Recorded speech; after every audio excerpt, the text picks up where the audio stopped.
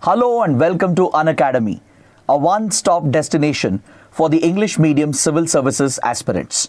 A very good morning and welcome to the daily Hindu news analysis. So let's take a look at the topics that we are going to discuss today. From the Delhi edition of the Hindu, I have chosen 8 important articles for a detailed analysis. Just stay with me for the next 1 hour. We will comprehensively cover all these articles so that you don't have to go back and read the newspaper again. I'll also be taking up few practice questions and discuss answer writing so that you can improve your answer writing skills and prepare for the upcoming mains examination. So let's start with the first article and look at the laws related to mercenaries or private military contractors who are often used in wars and conflicts. The context here is that recently more than 100 Indians were recruited by the Russian army through various middlemen and human trafficking cartels. And in many cases, the Indian youth, they were tricked to work for the Russian army, and they were also pushed to the front line, and few Indians have lost their lives as well. So the increasing usage of mercenaries and private military contractors in the battlefield has become a major challenge for India and also in the context of international law. So we need to understand what international legislations do we have when it comes to mercenaries. How does the humanitarian law that we have, how does it apply in the context of mercenaries and private military contractors? So that is what we are going to understand in complete detail in this session. Before we start, I have a very important announcement. We have new batches starting in English, Hindi and bilingual as part of our online classroom program. Should you wish to enroll, you can make use of the offer being provided by Unacademy and you can access these classes at a subscription price of just $24,999.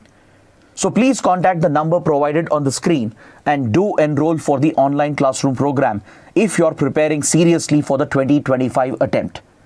With this, let's start with the discussion on mercenaries and the international law on mercenaries.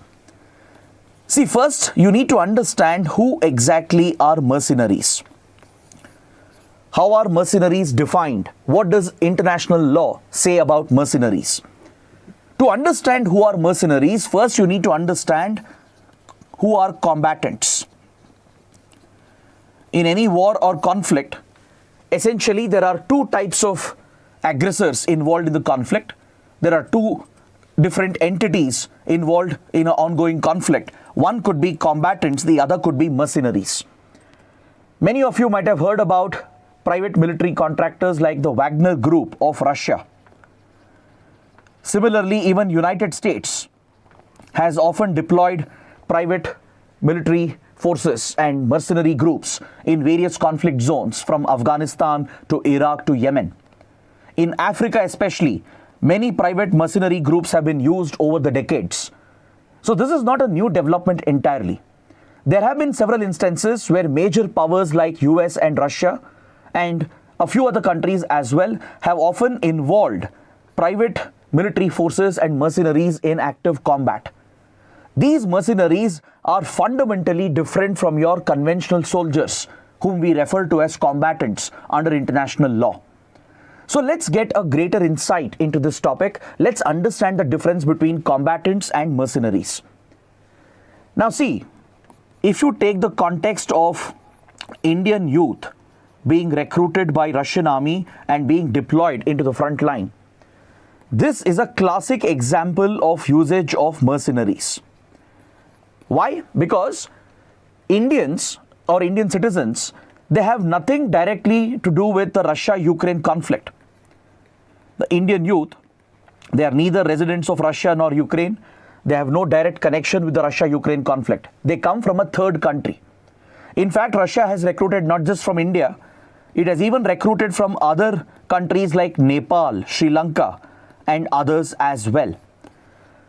So when citizens of a third country, a country which is not directly part of the conflict, if they are hired for private gain or for a monetary benefit, if there is a private gain involved, meaning if there is a monetary compensation being provided to the soldiers of other countries or to the citizens of other countries who have very rudimentary military training, this constitutes the practice of using mercenaries in combat. Now, if you look at international law, international humanitarian law, and also the laws that deal with wars and conflicts, they make a clear distinction between conventional combatants, who are the conventional soldiers belonging to a state involved in the war, and the mercenaries who are hired on contract. Now, if you, for example, take the Russia-Ukraine war itself, who are the parties to the conflict? It is Russia and Ukraine. These are the two states fighting this conflict. So Russian soldiers who are Russian citizens, Ukrainian soldiers who are Ukrainian citizens, they account for combatants. They are conventional combatants under international law because they belong to the state which is a party to the conflict. They are citizens of that country which is fighting that war. So these conventional soldiers, they are part of the state. They would have been recruited and trained by that respective state involved in the conflict. And more importantly, they are fighting based on the virtue of patriotism. Is that clear? Conventional soldiers don't often join armed forces for the lucrative benefits or the monetary benefits. Usually, conventional soldiers or combatants, they sign up for military service because they are driven by the virtue, the value of patriotism. They are driven by the motivation to fight for their country, to defend their country's sovereignty and borders. Whereas mercenaries are entirely different. Mercenaries, on the other hand, they would be usually from a third party. They would be citizens, residents of another country, which is not a party to the conflict. The country that they are coming from would not be involved in that conflict directly. The state, the government would not be involved. And in many cases, that particular third country would not have recruited or trained these soldiers. These foreign residents are hired by either the armed forces of the country fighting the war, or even by private military organizations or private militias which have a direct stake in this conflict. And these mercenaries, they are basically hired for money. So there is a clear monetary angle involved. They are not fighting for patriotism. In fact, their country is not even involved in that war. Their respective government was not a party to the conflict. They have been recruited by some other country, by some company or a private militia to fight someone else's war. And when there is a monetary gain involved, a contract, where the mercenaries are paid a certain amount of money, which is very lucrative, then this accounts for the practice of usage of mercenaries in the battlefield. Is that clear? The material compensation is substantially higher than what is offered to regular combatants. Generally, in most armed forces around the world, the compensation is not very high. But mercenaries are paid a higher amount than what is usually given to conventional combatants in order to attract the foreign youth, in order to hire foreign mercenaries and push them to fight the war on someone else's behalf. So this practice essentially accounts for mercenary practice. So under international humanitarian law, there is a clear distinction between who is a combatant, who is a mercenary. So let me sum up the difference. Combatant, a conventional soldier, is a citizen of that country which is involved in the war. That particular state, that particular government would have recruited, trained that particular soldier, and they would be fighting largely by the belief, by the virtue that they have, which is patriotism. They're fighting for their country, not for monetary gain. But if citizens of third countries are recruited, and if that third party country is not even involved in the conflict, and if there is a monetary compensation being provided to these foreign soldiers, then that accounts for mercenary. Now the concern here is, how will international humanitarian law apply with regard to mercenaries? Because now, if you look at India, more than 100 Indian youth have been recruited, and almost 4 to 5 Indian youth who were recruited have lost their lives as well. So who will be held accountable for the humanitarian situation that has developed? The families in India have paid a price. These mercenaries did not have much of protection under international law. And also, let's say these mercenaries who are not accountable for the concerned state, what if they go on and commit human rights violations and war crimes? How will they be held accountable? If you look at Genocide Convention, Geneva Conventions, they primarily look at state parties to the conflict. They primarily focus on conventional combatants. So what about mercenaries who are from other countries? How will the humanitarian law apply with regard to them? That is what we need to understand. If you look at Article 47 of Additional Protocol 1 to the Geneva Conventions, there are 6 provisions provided which defines a mercenary. Please make a note of this. This could be important for your prelims as well. Under the Geneva Conventions, under Additional Protocol 1, there is a definition provided for a mercenary, which is what I explained earlier. They are recruited either locally or from abroad.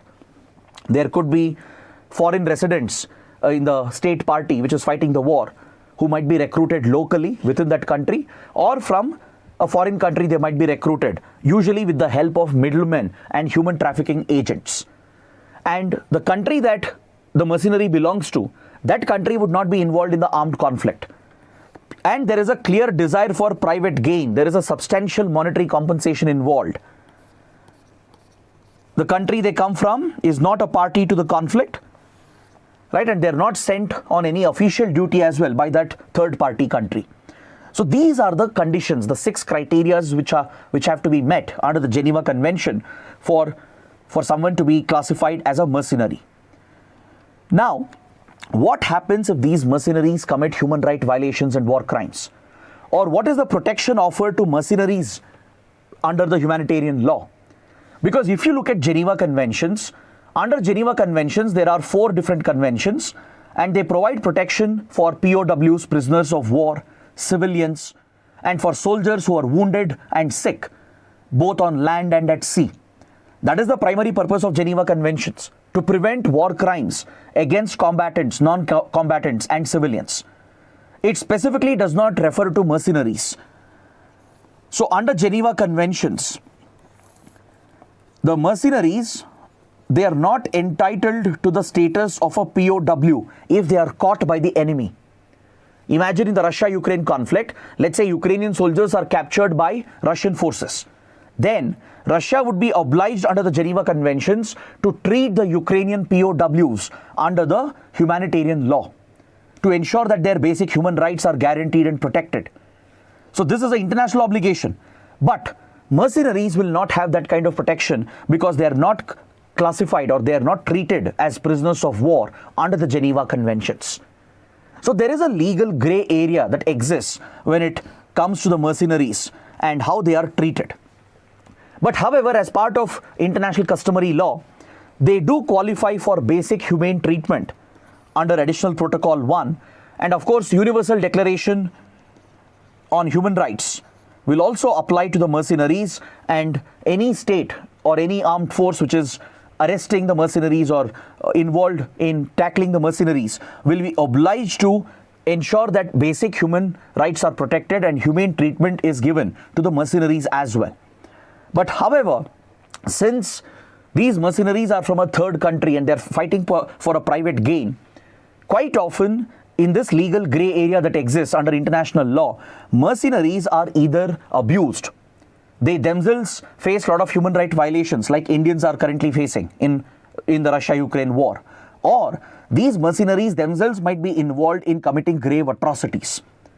For example, Russia's Wagner Group, now it has been renamed after a recent scandal, but Russia's Wagner Group, which has fought multiple battles around the world from Africa to West Asia, it stands accused of committing gross human rights violations.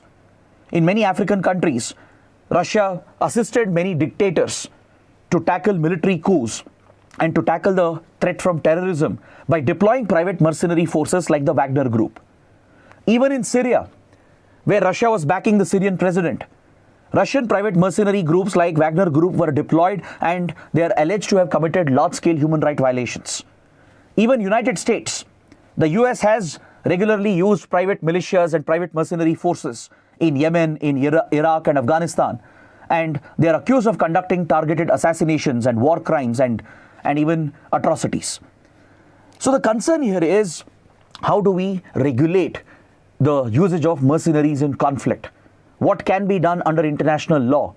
How can India be more proactive to ensure our youth are protected, to ensure they are not misled to fight someone else's war just for private profit or private gain? So let's take a look at this. If you look at Africa, Africa is a continent where multiple countries have gone through civil wars or ethnic conflicts or even military coups.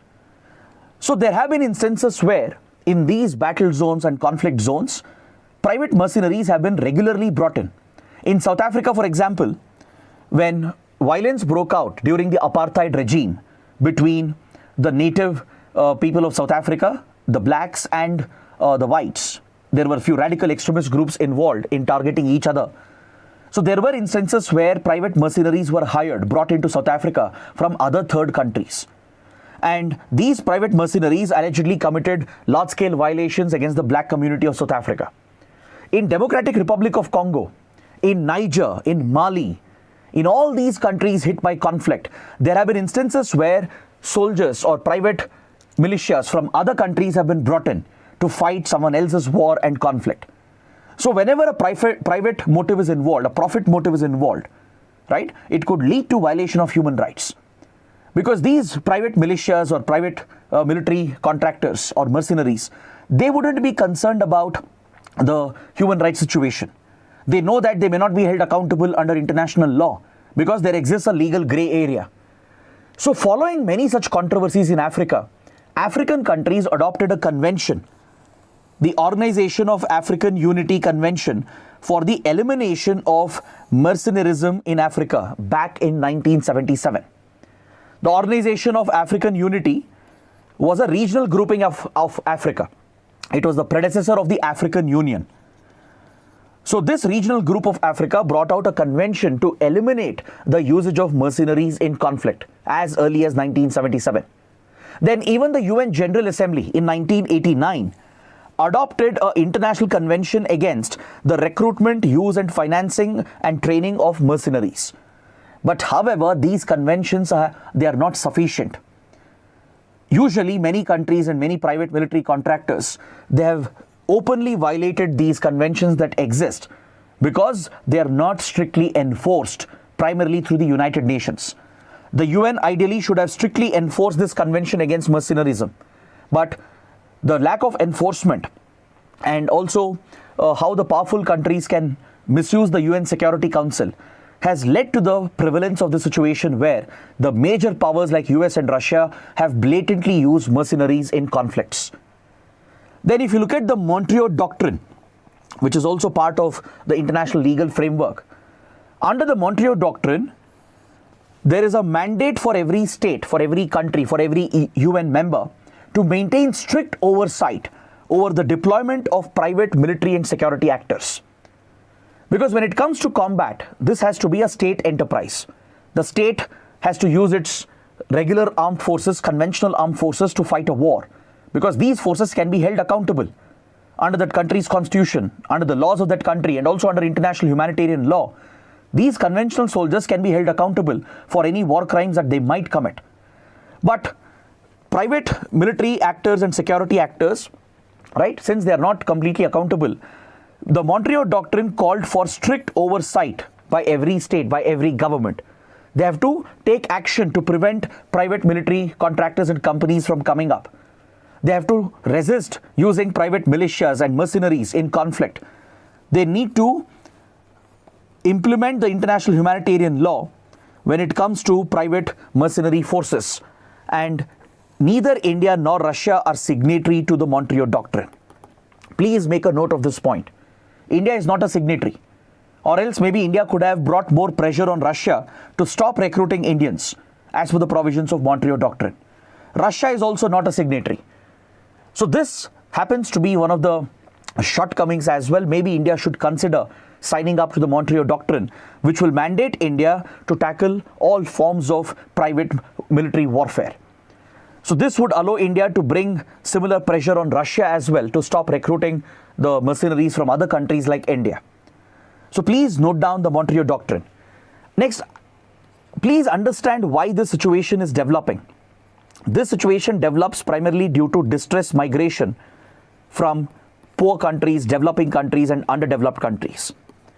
The reason why few Indian youth or Nepali youth agree to fight a war which is alien to them is primarily because they're driven by the private gain motive or the profit motive. They have been promised salaries of 1.5 to 2 lakhs a month, which otherwise those youth who have very limited skills, limited education won't be able to earn. Now, if you look at the Indian youth who have been recruited, they have been largely misled by few middlemen as well. Many of them were struggling for jobs in India. Some of them were working in West Asia. These middlemen who are involved with human trafficking groups, right? They have misled some of the youth by promising high-paying jobs in Russia with Russian citizenship.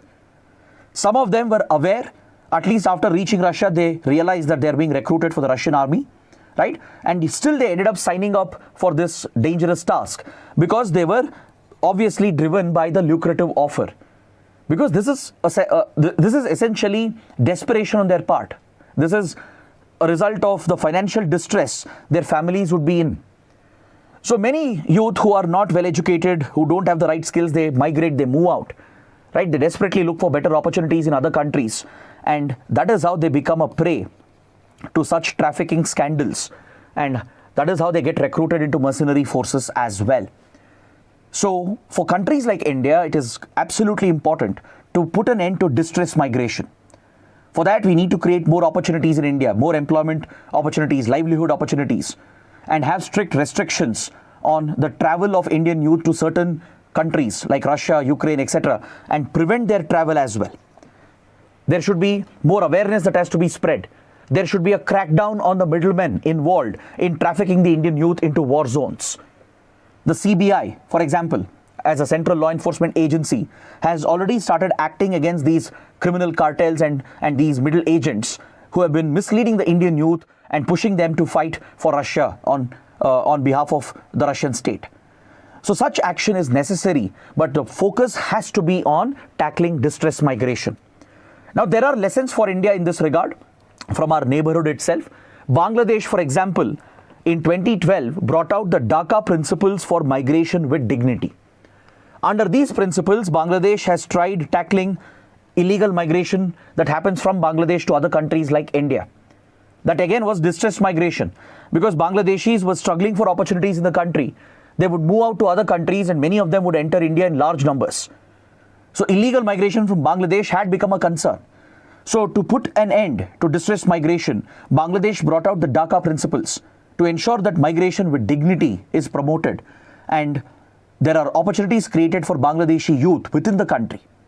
Nepal as well has banned the travel of Nepali citizens to Russia and Ukraine.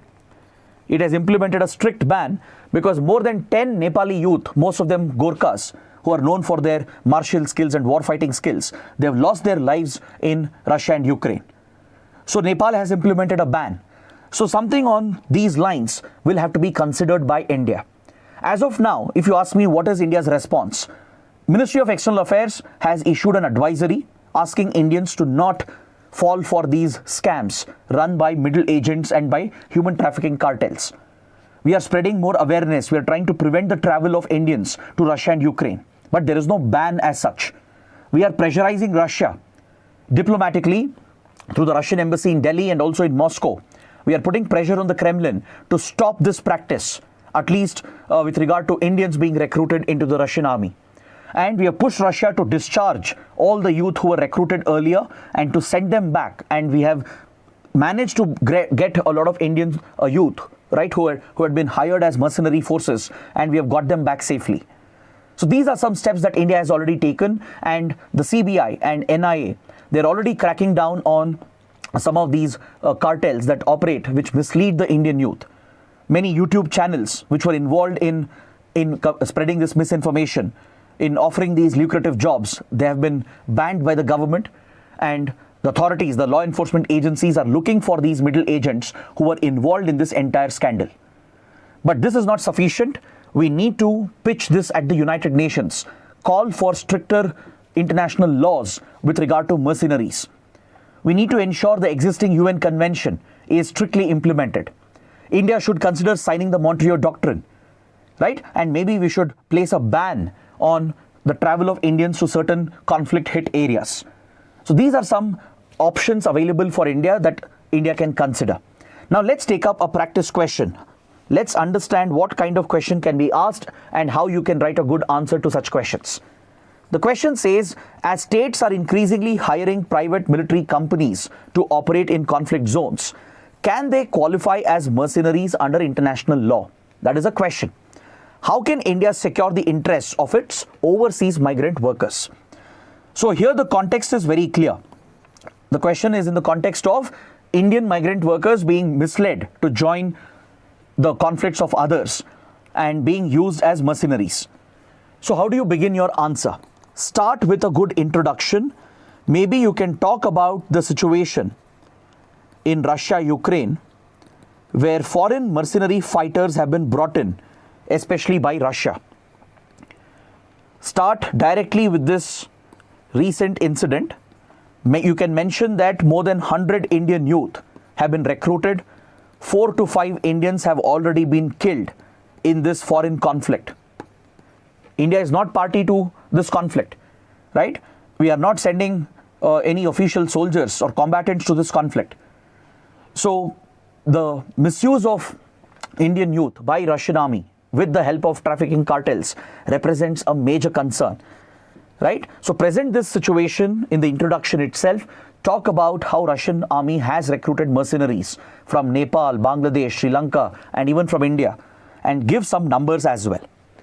Next, in the body, you can start explaining who exactly is a mercenary under international law.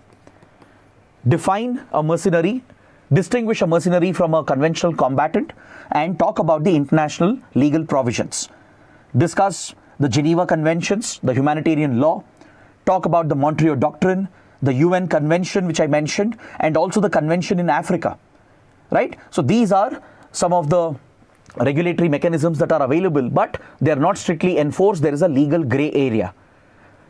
So once you set this out, you can give some examples like Wagner Group and other private military companies used by US as well, which has allegedly raised questions of war crimes and human rights violations. So you can bring up that angle as well, and also mention that distress migration from poor countries is a primary reason which is pushing the youth from poor countries, developing countries, to sign up for these jobs. So in the conclusion, you can provide a way forward. You can discuss what India can do. What measures has India taken and what can be done to prevent this? Apart from exerting pressure on Russia and cracking down on these middle agents and trafficking cartels, we need to ban the travel of Indians to certain conflict zones. We need to work with UN and other regional partners to ensure that the existing regime, the legal regime, is strictly implemented when it comes to mercenary forces. So it's a very important topic. Understanding the legal framework, the humanitarian law that exists, is going to be very important as far as mercenaries are concerned. Now let's look at another important column on page number 8 that deals with the Antarctic Treaty. Recently, India hosted the Antarctic Treaty Consultative Meeting at Kochi in Kerala. The 46th Antarctic Treaty Consultative Meeting, also called the Antarctic Parliament, was hosted by India just a few weeks ago. And in fact, I've already discussed the background to this topic in complete detail during previous sessions. When the Antarctic Parliament was taking place in India, we spoke about Antarctic Treaty System. We discussed the concerns, the challenges with regard to regulation of the Antarctica. We spoke about the governance framework that exists under the Antarctic Treaty System, right? So you can go back and watch that video just to get the background. So here, the writer is just focused upon exploitative tourism, which has imposed an environmental cost on the sensitive environment and biodiversity of the Antarctic. During the consultative meeting hosted by India, one of the prime points of discussion was the regulation of tourism, because of late over tourism has become a major concern in the Antarctic. So in this context, the writer is bringing out a very detailed analysis of how we can better protect the virgin ecosystem of the Antarctica and how we can regulate over tourism and what role can India play in this. So let's take a quick look at this. See, Antarctica is part of the global commons, meaning it belongs to the whole of humanity. No country can claim sovereignty over the Antarctic. No country can claim territorial jurisdiction over the Antarctic, because this is outlined under the Antarctic Treaty, which came into force in 1961 during the Cold War, when few countries were claiming territorial rights over the Antarctic. The Antarctic Treaty system was put in place by signing the Antarctic Treaty and by bringing this into force in 1961. So under the Antarctic Treaty, there are few conventions and related treaties which creates the Antarctic Treaty system. This is what provides for governance in the Antarctic. So under the Antarctic Treaty system, Antarctica has been set out only for peaceful scientific purposes. No country can station military forces or conduct military exercises.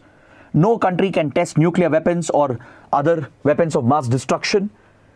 Essentially, militarization, claiming sovereignty rights, is prohibited under the Antarctic Treaty system. The treaty says that Antarctica is only for scientific exploration, to conduct scientific studies, research, and there are few conventions under it focused on conservation of the sensitive environment of the Antarctica and to tackle pollution in the Antarctica.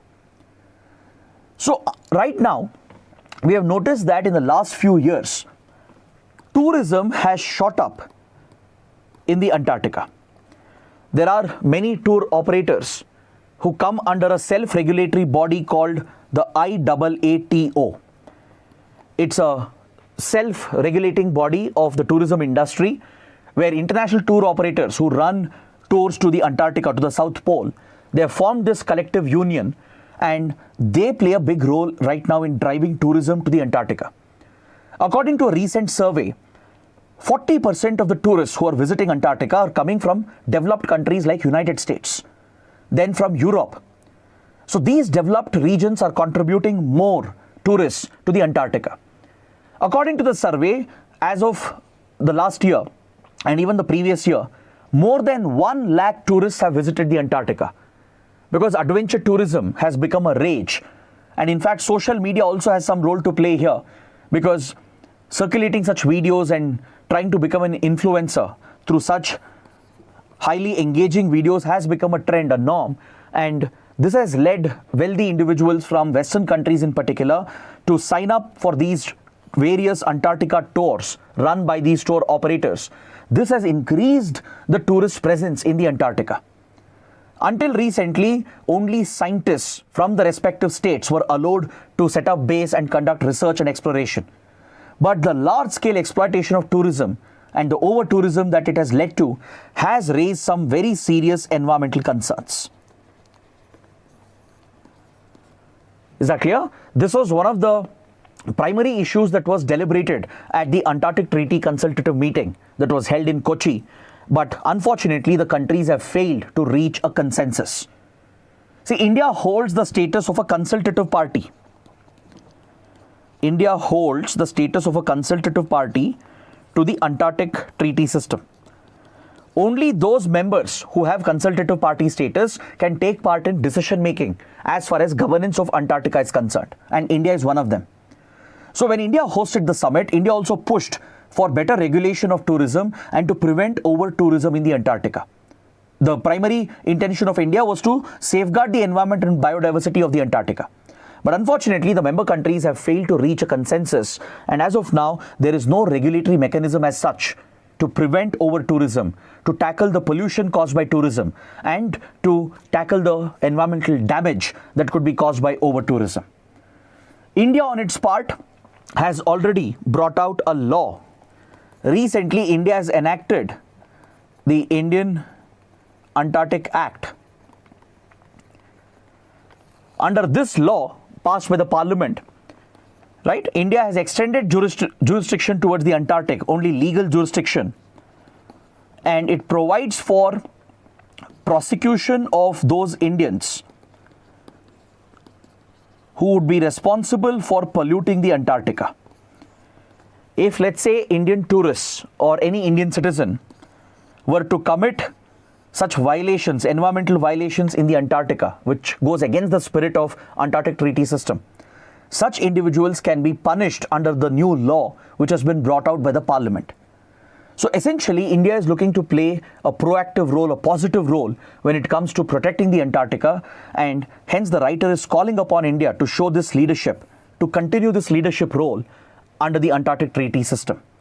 So as of now, there has been no final consensus, but maybe in the upcoming summits which will happen, there should be a regulatory framework to minimize the impact of tourism. So that is why the writer is saying that we should use science-based evidence to arrive at informed decision making. We need to look at scientific data from the Antarctica that helps us understand the extent of pollution, the impact of tourism on the sensitive environment and biodiversity of the Antarctica. These scientific figures will help us arrive at the right solutions which can be implemented under the Antarctic Treaty System to better regulate the region and to prevent exploitation of tourism. So science-based decision making is going to be critical, and proactive involvement of the members like India does, that is going to be critical. So let's see what kind of question can we expect over here. Let's take a practice question. Prioritizing science-based decision making will enable a sustainable future for Antarctic tourism. Comment. So it's a very straightforward question.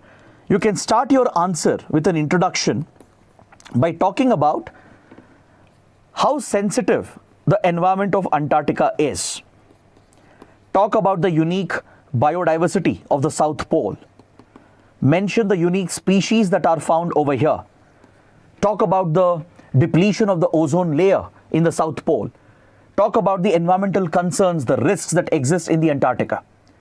So you can mention that the South Pole is a pristine environment, one of the most untouched regions, also called the last continent for a reason, right? One of the last continents to be discovered, to be having a human presence. There is no permanent human habitation, by the way. There are only few scientific researchers running research stations for their respective governments and few tourists. So there is no permanent human habitation. So it is absolute wilderness that exists over here, and the environment of the Antarctica and its biodiversity is critical for the global well-being, right? You can also talk about the impact of climate change, how global warming has accelerated the melting of glaciers, and how this could increase sea levels, which could pose deadly impact for other countries. Talk about the threatened species, the unique wildlife of the Antarctica, how they could be threatened by the increasing presence of humans in the South Pole. So make an elaborate introduction about the Antarctica, its environment and the risks. Then you can enter the body, talk about the Antarctic Treaty System, talk about the regulatory framework that exists. Discuss the Antarctic Treaty System, point out India's involvement. India is a member, India is a consultative party, and we hosted the Antarctic Treaty Consultative Meeting or the Antarctic Parliament in Kochi. So here you can discuss the priorities pushed by India. India was pushing for better research opportunities in the Antarctica. India has plans for a new research station. We have already set up Dakshin Gangotri, Maitri, Bharati. Now Maitri 2 has been planned by India. So quick mention of India's scientific research initiatives. And you can talk about our efforts, including the act passed by India, the Indian Antarctic Bill that was brought out in the Parliament, and how India is trying to bring legal jurisdiction into the Antarctic to prosecute those Indians who pollute the environment of the South Pole. So talk about these efforts of India and under the Antarctic Treaty System, but point out that regulating tourism has been a priority. At the Kochi meeting, regulating tourism was discussed. It was a priority issue, but unfortunately there has been no consensus. So then you can conclude your answer. You can provide a way forward. You can explain why it is critical to protect the environment of the Antarctic, why it is absolutely important to regulate over tourism. So present some of your thoughts, your opinions, keep it personalized, right? And that will basically complete your answer. So this is what you need to follow when you're writing a structured answer for these given questions in your mains. Now let's look at another mains article from page number 9 that refers to senior citizens in India. The topic is very important for social issues under GS1, important for social justice as well, and governance under GS paper 2. It's talking about the overall well-being and safety of the elderly people. And this is going to be a pressing issue for India in the coming years. Because as you know, right now we are enjoying the demographic dividend. The median age amongst our population, it's in a sweet spot where majority of the population in the country, they are employable, they are of working age. So it means we have a relatively less proportion of old age people in the country.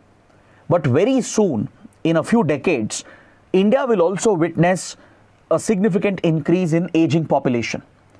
Now, I'm specifying this particular point and I'm talking about this article in detail because if you look at the prelims paper on 16th of June, there was a question on aging population. There was another question related to fertility rate. If you have seen the question paper, there was a question on declining population in countries like Italy, Japan and South Korea. There was a question on total fertility rate. So given the importance of the topic, I feel the article is very important. Now, many of you would have heard that in Japan, in South Korea, old age people are very lonely. They lack emotional support. They lack even sometimes financial independence. Sometimes they're struggling with health care. Essentially, quality of life for senior citizens has been severely affected in aging countries like Japan and South Korea. Same with Italy. Look at how Italy suffered during the pandemic because of its aging population, right? So India will also arrive at a similar situation in the coming years, and we already have a significant percentage of elderly people in the country, right? Even though we are enjoying the demographic dividend, even though majority of the population is of working age, we still have a significant old age population, and this is only going to increase because India is achieving its total fertility rate. Our fertility rates are dropping. Plus, life expectancy has gone up due to better health, better nutrition, due to better standard of living. Life expectancy has gone up, which means people are living more years on average, right? Lifespan has been extended, and parallelly, fertility rates have dropped, which means we will add lesser population in the coming decades, relatively, and the existing population will start aging. So eventually we will reach a point where our aging population will represent a significant proportion of our population. So taking care of the elderly is a priority. It's not an obligation, it's a duty of the government, the society, the family as well. So this is something we need to understand. So when it comes to elderly care, what are the challenges? Let's identify those challenges one by one. First and foremost would be financial distress. The elderly people might lack financial independence. Not everyone would have made enough savings. Not everyone would have social security, right? Millions of elderly, they may not have pensions, they may not have insurance, and they may not even have adequate life savings. So once they cross 60, 65 years, they are no longer able to work, they are no longer to have a livelihood, right? So lack of financial independence makes them dependable on their children, their family, the society. And as I said, this is not a burden. It should not be seen as an obligation. It's a duty to serve the elderly. But however, unfortunately, that may not happen all the time. There are many cases, many instances of abandonment, where the family, the children might abandon their aging parents, again largely because they may not be able to afford the higher cost involved in taking care of the elderly. So this remains a social issue, remains an economic issue, a governance related issue. Then of course their health is of great concern. They will be suffering from chronic diseases, from cardiovascular diseases to life-threatening diseases including cancer, right? Or mobility would be affected. Their vision, their mobility, their hearing, their speech, all these basic physiological functions would be compromised as you age. Eventually, all of us are going to suffer from this. Your motor ability of your hands and limbs will get compromised, right? You may not be able to move around on your own. Your vision, speech, hearing gets impaired. Plus, there are other degenerative conditions from Alzheimer's to dementia, etc., right, where your neurological function gets affected. So all these health risk factors make the elderly population all the more vulnerable. That's why elderly people are placed under the vulnerable category. So one, they lack financial independence. They might become dependable on others and they might be abandoned. Plus, they face severe healthcare challenges, which means their nutrition levels might not be adequate. They may have no social security of any kind. So essentially, the ability to lead a life with dignity gets compromised. And don't forget, this is a fundamental right under Right to Life, under Article 21. Leading a life with dignity is a guaranteed fundamental right. So this is where the state has an obligation. In fact, under directive principles of state policy as well, there is an article which mandates the state to work towards the welfare of the elderly. Can you find out which article is this? This is a small assignment for you, a small homework. Find out which DPSP, which article in the Constitution under directive principles directs the state to look after the elderly and provide for their welfare. Based on this constitutional obligation, India has launched many schemes, many initiatives. So when it comes to the care of the elderly, it is technically called geriatric care. Just like you have pediatric care for children, infants. Similarly, caring for the elderly, providing health care for the elderly is technically called geriatric care. So you would need special healthcare schemes, special financial initiatives, social security schemes to ensure that the elderly population is protected. So in India, we have various government schemes like Atal Vayo Abhyudaya Yojana to guarantee the financial independence of the elderly and to promote sensitization of the society.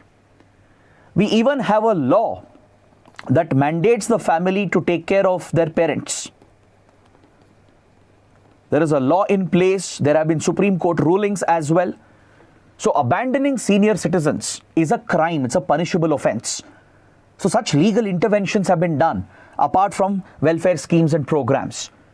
There are many important initiatives like Rashtriya Vayoshri Yojana, specifically meant for senior citizens, to provide them with physical aids and assisted living devices. It could be hearing aid, for example, or a wheelchair, motorized wheelchair for ensuring mobility, and it could be a pacemaker device that could help in assisted living, or any such medical device that can improve the quality of life of the elderly.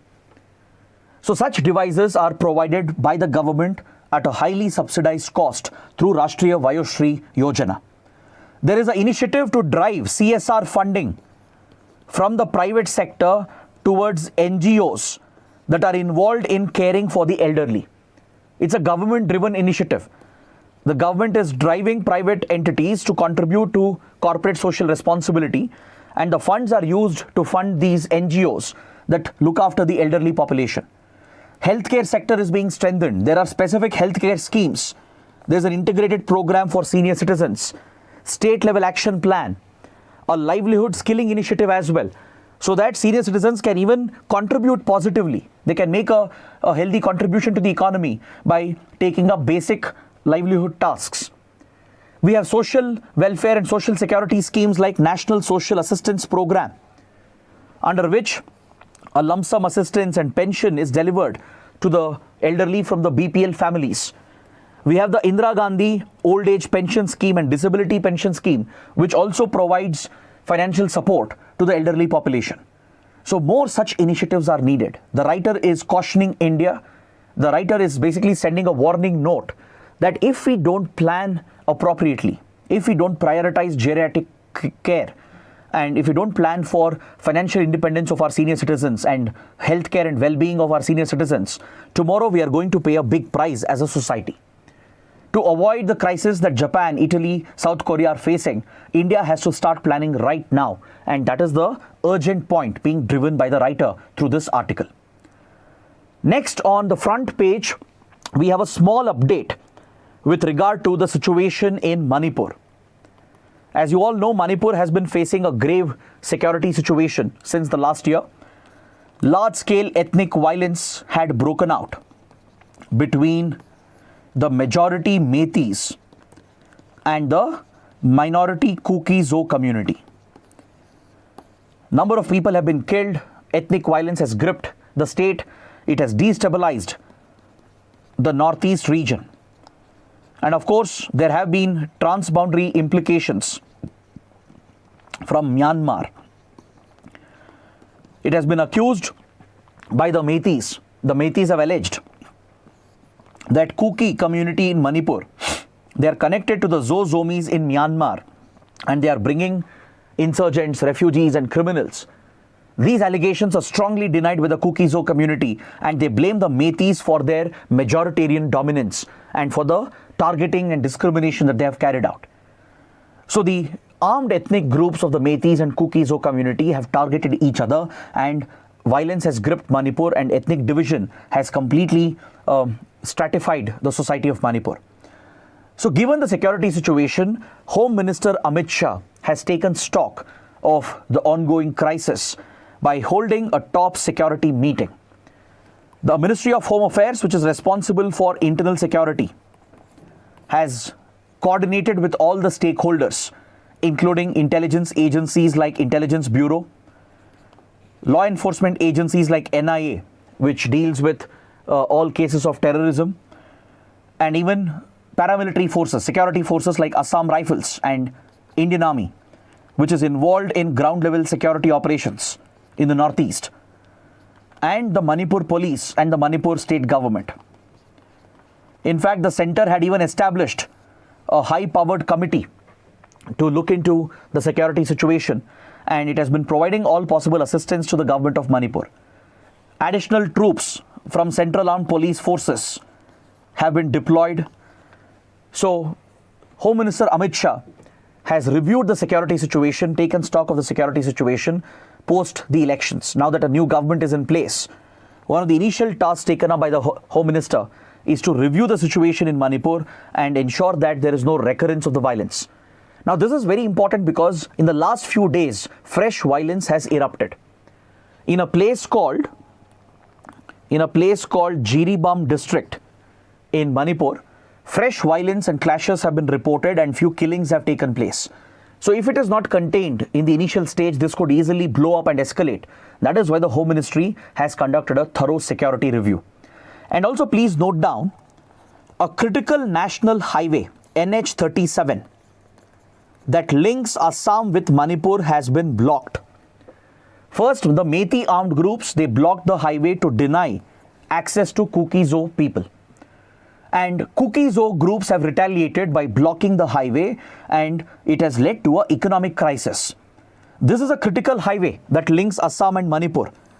If this highway is blocked or shut, it cripples the supply of essential items to Manipur, and it causes a major economic crisis.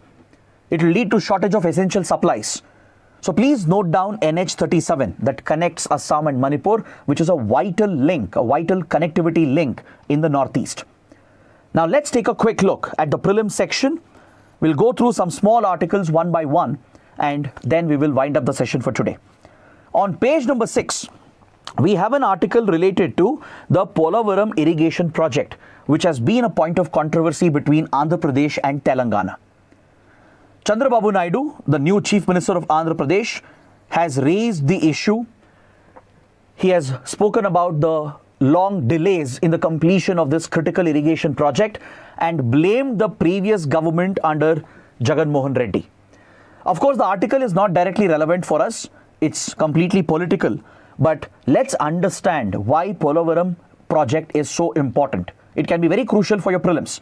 Again, if you saw the question paper, such projects, dams, hydropower dams, irrigation projects can be asked as a prelims question in geography.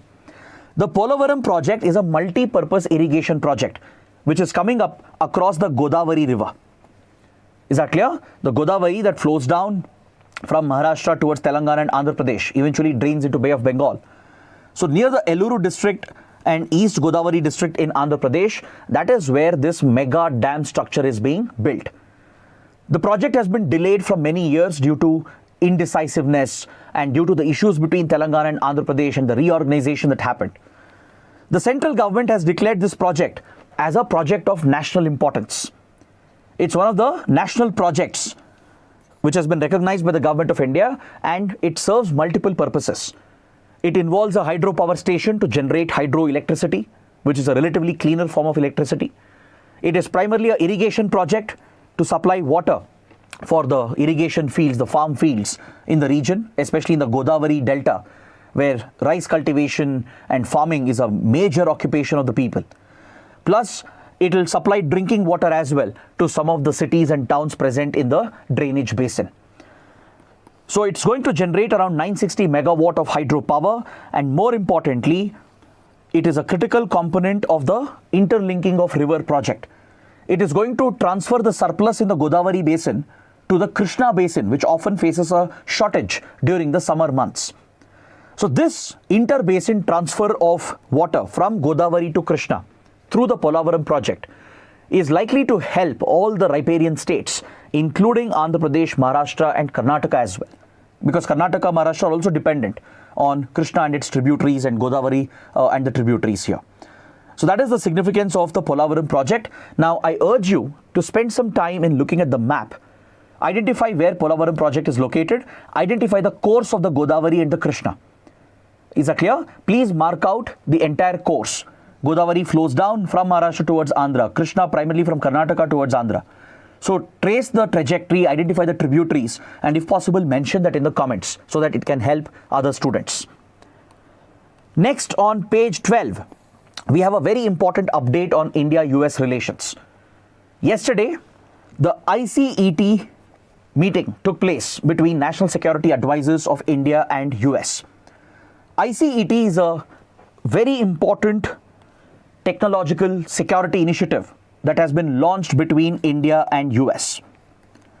It was proposed in 2022 and launched in 2023. It is driven by the National Security Councils of India and United States. So iCET stands for Initiative for Critical and Emerging Technologies. See, critical and emerging technologies like AI, big data, 5G, 6G communication, quantum computing, they are going to play a critical role in the coming years, both in civilian application and also in military application.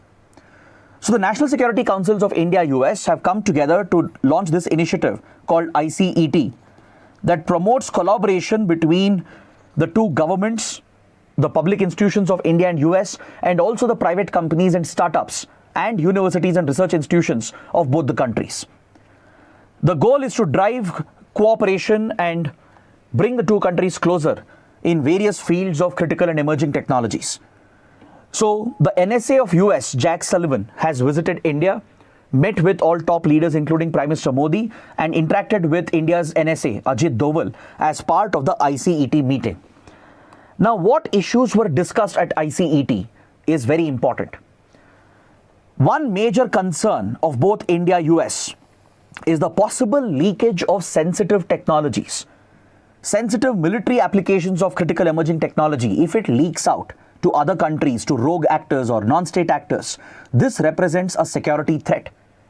What if an AI tool which is used in warfare gets into the wrong hands? What if critical emerging technologies used in military applications leaks into the hands of terrorist groups or rogue states and other hostile actors which could threaten the security of India, US and the world? So this is a concern which has been discussed. Essentially, they are considering some sort of regulation. We already have few export control regimes like Nuclear Suppliers Group, Australia Group, Wassenaar Arrangement, etc. that regulates the trade of sensitive technologies, especially those with military applications. Something on those lines can be brought in. Maybe a new export control regime can be created to regulate the movement of sensitive critical emerging technologies. So that is an issue which has been discussed. Plus, India is procuring advanced military hardware from the US. For example, the MQ-9B Reaper drones being procured for the Indian Armed Forces. It's a priority procurement. These are armed drones, by the way. It will help in intelligence gathering surveillance as well, but it can be used for targeted strikes. Plus, India has signed a deal with General Electric to procure jet engines, the GE 414 jet engines, which will be jointly produced in India.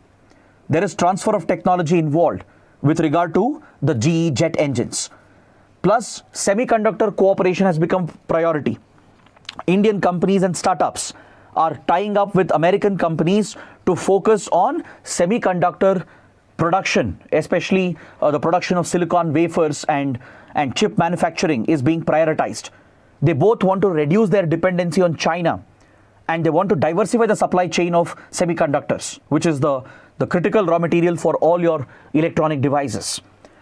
Next, with regard to critical minerals and strategic minerals, the US has an initiative called Mineral Security Partnership, and India is not part of it.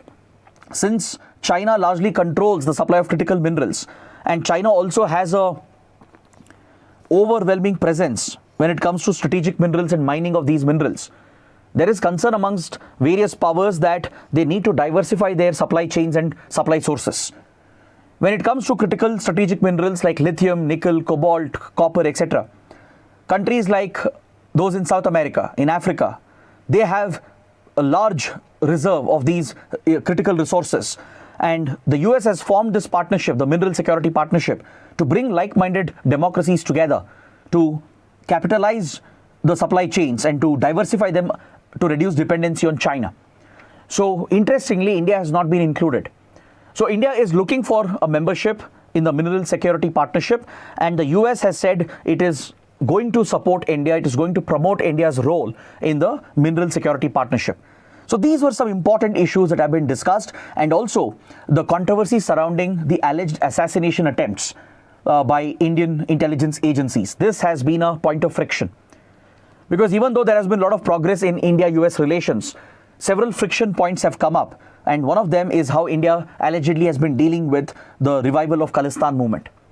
In Canada, it was alleged that India's RAW was involved in assassinating a wanted Khalistani terrorist who was a Canadian citizen at that point. Plus, in the US, there has been an allegation that there was a plot allegedly by Indian agents to hire contractors who could kill Gurpantwan Singh Panoon, the founder of Sikhs for Justice, which is a proscribed terrorist entity. So one of the accused involved in this alleged plot, Nikhil Gupta, who is an Indian citizen, was detained in Czech Republic when US authorities worked with Czech authorities to detain this individual who was involved in this assassination plot. So Nikhil Gupta now has been extradited from Czech Republic to the US, and he is facing prosecution. His trial has just begun. So this has become a new point of friction where there are very serious allegations against India of being involved in assassination programs. India has denied these allegations. India has said it's going to cooperate in the investigation. So this point has become a friction point, and it was very evident during the meeting as well. It was a very cold engagement between the two NSAs, and I think that is a direct outcome of the friction that has developed because of this particular issue, the alleged assassination issue. Next, if you look at page number 14, there's an article referring to the Great Nicobar project. The Modi government has been pushing for the development of Andaman Nicobar with the creation of strategic infrastructure on the Andaman Nicobar Islands. So under the Great Nicobar Island Development Project, there is a proposal to build an international airport, also a transshipment container terminal, which can facilitate cargo shipping and movement of ships, along with other infrastructure including renewable energy projects, township development, etc., which would not only serve an economic purpose, but it could also serve a strategic purpose. Because Andaman Nicobar Islands, they are strategically located, they are very close to important shipping lanes that connect with the Malacca Strait, the Strait of Malacca. Andaman Nicobar overlooks the Malacca Strait. India has a tri-service military command at Andaman Nicobar that allows India to project its military influence towards Malacca. And also Andaman Nicobar is often referred to as an unsinkable aircraft carrier of India, as it is located far away and we can station strategic military assets. It is as if like an unsinkable aircraft carrier that allows India to project power far beyond its borders. So given the location of Andaman Nicobar, it's only natural for India to pursue these economic and strategic projects. But however, the project has been strongly opposed on environmental grounds. I'm sure you would have studied in geography and environment ecology that Andaman Nicobar is a very sensitive ecosystem. In fact, it's part of one of the biodiversity hotspots of the world, and it is home to threatened species, indigenous tribes. So any such large-scale project, be it an airport or transshipment facility or power projects and any other military facilities which are going to be set up here, they will lead to destruction of forest. They will have an impact on biodiversity. They will have an impact on some of the indigenous communities as well. So that is why there is strong opposition against these projects, and on environmental grounds with regard to securing the environmental clearances following the environment impact assessment, there have been few delays as well. So few opposition parties have pressed for cancelling of these projects, or at least a review of the project until the environmental requirements are met. Because your economic development is important, yes, your national security is important, absolutely correct, but you can't compromise environment for that. There needs to be a balance between your environmental interests, your social interests with regard to the tribal communities here, and your strategic and national security interests. So the opposition party, Congress, has urged for a balance when it comes to the Great Nicobar project, which is being pushed by the central government. Next, coming to the last article for today, on page 16, we have an article referring to a situation that has developed in the South China Sea. Through various sessions, we have discussed the dispute between Philippines and South China Sea, between China and Philippines in the South China Sea. We have spoken about the Spratly group of islands, the second Thomas Shoal, and how there is a standing dispute here between these countries and which could easily escalate. So recently there was one disturbing, alarming development. A Chinese vessel collided with a Philippine vessel, leading to increased tensions between the two sides. So this is part of the long-standing maritime dispute in the South China Sea. So if you look at South China Sea, you have Spratly group of islands and Paracel group of islands. Paracel group of islands, they are disputed between China and Vietnam primarily. Is that clear? Whereas the Spratly group of islands is claimed entirely by China, but it is partly claimed by Vietnam, by Philippines, and also by Indonesia, Malaysia, and Brunei. So multiple Southeast Asian countries have claims over these islands and the exclusive economic zone present around Spratly group of islands. Within the Spratly group, you have the second Thomas Shoal, located over here near the Reed Bank oil field, which should belong to Philippines technically. As per UN Convention on Law of the Sea, as per established international law, and also according to the award delivered by the Permanent Court of Arbitration, which took up this case between China and Philippines, it has ruled in favor of Philippines, stating that these islands, which are part of the Spratly group, including second Thomas Shoal, Scarborough Shoal, they should be allocated to Philippines, and Philippines has sovereignty rights over it. But China disputes this. It has rejected the PCA ruling. It has blatantly violated the UN clause, and it has engaged in aggression, including maritime military aggression, to counter the claims of Philippines. In fact, there is a very old World War era ship that Philippines has stationed over here to justify its claims near the second Thomas Shoal. You can see that rusting ship over here in this image, the Sierra Madre, a former American naval vessel, which Philippines has deliberately anchored over here near second Thomas Shoal to justify its claims over here. So Philippines maintains few crew members on this old rusting ship, and it keeps sending resupplies through small boats. But Chinese Coast Guard and Chinese Navy, the PLA Navy, they intercept these Philippine vessels, they target them and even sometimes open fire against them.